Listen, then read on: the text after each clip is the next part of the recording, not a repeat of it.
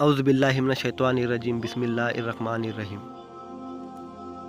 खुलफाए राशिदीन ने खिलाफत बज़ोर शमशीर या ज़ब्र के ज़रिए से हासिल नहीं की थी, न अपने फ़ज़ल से छीनी थी, बल्कि मुआसरीन पर उनको फ़जीलत हासिल थी और सहाबाए इकराम के इत्तेफाक व इंतखाब और रज़ामंदी से उनको खिलाफत मिली थी। नाज़रीन, अब जानते हैं हज़रत अबू बकर सिद्दीक़ रज़ियल्लाहु ताला अन्हु की खिलाफत के बारे में। हज़रत अबू बकर सिद्दीक़ रज़ियल्लाहु ताला अन्हु की खिलाफत के मनसब पर मुहाजिरीन व अंसार के इत्तेफाक के आरा से फायज़ हुए थे। रसूल खुदा सल्लल्लाहु अलैहि वसल्लम के विसाल के बाद अंसार से चंद मुकर्ररीन ने अपनी तकरीरों में कहा कि एक अमीर हम में से और एक तुम में से हो, लेकिन हज़रत उमर ने उसके जवाब में फरमाया, एक गरोह हो अंसार, क्या तुम वाकिफ़ नहीं कि रसूलुल्लाह सल्लल्लाहु अलैहि वसल्लम ने हज़रत अबू बकर सिद्दीक़ रज़ियल्लाहु ताला अन्हु को इमामत करने का हुक्म दिया था। अंसार ने बैक ज़बान होकर कहा, हाँ ये सच है। हज़रत उमर ने कहा कि बताओ, अबू बकर सिद्दीक़ रज़ियल्लाहु ताला अन्हु से बेहतर आगे बढ़ने को किसका जी चाहता है? कौन है जो अबू बकर से आगे बढ़े? अंसार ने कहा, माज़ अल्लाह कि हम अबू बकर से आगे बढ़े। एक दूसरी रिवायत में इस तरह है कि हज़रत उमर रज़ियल्लाहु ताला अन्हु ने फरमाया कि तुम में से किसका जी चाहता है कि हज़रत अबू बकर को जिस मकाम पर रसूलुल्लाह सल्लल्लाहु अलैहि वसल्लम ने खड़ा किया था वहाँ से उनको हटा दे। सब ने बिल इत्तेफाक कहा कि हम ये नहीं चाहते, हम अल्लाह से माफ़ी चाहते हैं। उसके बाद अंसार व मुहाजिरीन मुत्तफ़िक हो गए और सब ने हज़रत अबू बकर सिद्दीक़ रज़ियल्लाहु ताला अन्हु से बैत कर ली। बैत करने वालों में हज़रत अली रज़ियल्लाहु ताला अन्हु भी थे। एक सही रिवायत में है कि बैत मुकम्मल हो जाने के बाद हज़रत अबू बकर सिद्दीक़ 3 रोज़ तक लोगों की तरफ मुतवज्जे होकर फरमाते रहे, लोगों, मैं तुम्हारी बैत वापस करता हूँ। क्या तुम में से कोई मेरी बैत को नापसंद करता है? और उसके जवाब में हज़रत अली रज़ियल्लाहु ताला अन्हु से आगे खड़े होकर फरमाते, न हम आपसे बैत वापस लेते हैं, न कभी हम बैत लेने की ख्वाहिश करेंगे, इसलिए कि आपको रसूलुल्लाह सल्लल्लाहु अलैहि वसल्लम ने आगे किया है। अब आपको पीछे कौन कर सकता है? मोतबर असहाब और रावियों ने कहा कि हज़रत अली रज़ियल्लाहु ताला अन्हु हज़रत अबू बकर सिद्दीक़ रज़ियल्लाहु ताला अन्हु की इमामत के हक़ में सब सहाबा से सख्त थे।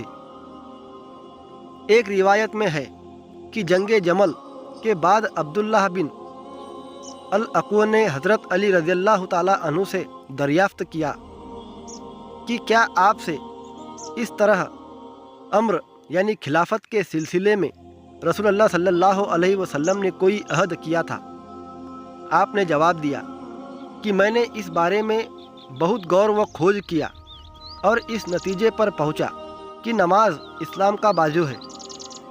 बस हमने अपनी दुनिया के लिए उस चीज़ को पसंद किया जो रसूलुल्लाह सल्लल्लाहु अलैहि वसल्लम ने हमारे दीन के लिए पसंद फरमाई थी। इसलिए हमने हज़रत अबू बकर सिद्दीक़ रज़ियल्लाहु ताला अन्हु को अपना रहबर बना लिया, और ये इसलिए कि हुज़ूर सल्लल्लाहु अलैहि वसल्लम ने अपनी अलालत के दौरान अपनी जगह उन्हें इमाम बनाया। हज़रत बिलाल रज़ियल्लाहु ताला अन्हु हर नमाज के वक्त हुज़ूर सल्लल्लाहु अलैहि वसल्लम की खिदमत में हाजिर होकर नमाज की इत्तला देते थे। तो हुज़ूर सल्लल्लाहु अलैहि वसल्लम फरमाते कि अबू बकर रज़ियल्लाहु ताला अन्हु से कहो कि वो नमाज पढ़ा दे। अपनी हयात मुबारका में भी रसूलुल्लाह सल्लल्लाहु अलैहि वसल्लम हज़रत अबू बकर के बारे में ऐसी गुफ्तगू फरमाया करते थे जिससे सहाबा इकराम को यूँ मालूम होता था कि गोया हज़रत सल्लल्लाहु अलैहि वसल्लम के बाद हज़रत अबू बकर ही खिलाफत के सबसे ज़्यादा मुस्तहिक है। इब्न बतहा ने अपनी असनाद से हज़रत अली का कौल नक़ल किया है کہ آ حضرت صلی اللہ علیہ وسلم کی خدمت میں عرض کیا گیا کہ یا رسول اللہ صلی اللہ علیہ وسلم، ہم حضور کے بعد کس کو اپنا خلیفہ بنائیں؟ حضور صلی اللہ تعالیٰ علیہ وسلم نے ارشاد فرمایا، اگر تم ابو بکر کو امیر بناؤ گے تو ان کو امانت دار، دنیا سے بے رغبت اور آخرت کا طالب پاؤ گے، اور اگر عمر کو امیر بناؤ گے تو ان کو طاقتور اور ایسا امانت دار پاؤ گے جو اللہ کے معاملے میں کسی ملامت کرنے والے کی ملامت کا اندیشہ نہیں کرے گا، اور اگر تم علی کو امیر بناؤ گے تو ان کو ہدایت یافتہ ہادی پاؤ گے۔ چنانچہ انہی ارشادات کی بنا پر حضرت ابو بکر رضی اللہ تعالیٰ عنہ کو خلافت پر تمام صحابہ کا اجماع ہو گیا۔ ہمارے امام حضرت ابو عبداللہ احمد بن حنبل نے یہ ایک روایت نقل کی ہے کہ حضرت ابو بکر صدیق رضی اللہ تعالیٰ عنہ کی خلافت اشارہ الہی سے ثابت ہے، اور یہی مذہب حضرت حسن بصری اور صحابہ اکرام کی ایک جماعت کا ہے کہ اس کی بنا وہ روایت ہے جو حضرت ابو ہریرہ رضی اللہ تعالیٰ عنہ نے حضور صلی اللہ علیہ وسلم کے حوالے سے بیان کی ہے۔ حضور صلی اللہ تعالیٰ علیہ وسلم نے ارشاد فرمایا کہ جب مجھے معراج ہوئی تو میں نے اللہ عز و جل سے عرض کیا کہ میرے بعد علی ابن ابو طالب کو خلیفہ بنا دے۔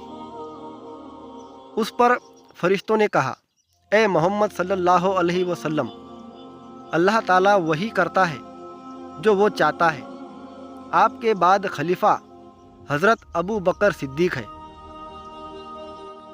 حضور صلی اللہ علیہ وسلم نے حضرت ابن عمر کی حدیث میں فرمایا کہ وہ شخص جو ابو بکر ہے میرے بعد بہت عرصہ زندہ رہے گا۔